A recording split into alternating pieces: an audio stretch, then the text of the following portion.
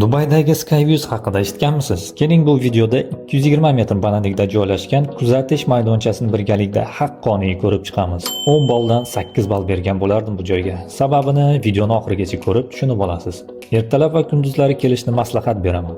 Odam kam bo'ladi. Shaharning qoq markazida mashhur Burj Xalifani oldida joylashgan. Bu joydan shaharga ajoyib manzara ochiladi. Chipta narxiga ikkita narsa kiradi. Birinchisi 53 dan 52 qavatga oynali tunnel orqali sirpanib tushish va ikkinchisi kuzatish maydonchasidan shaharni tomosha qilish. Lekin aynan oynali tunnel ichida rasm va videolarni olmoqchi bo'lsangiz, qo'shimcha pul to'lashga to'g'ri keladi. Chunki o'zlarining operatorlari kamera bilan turishadi. Shuning uchun ham -2 ball. Lekin puliga arziydigan joy.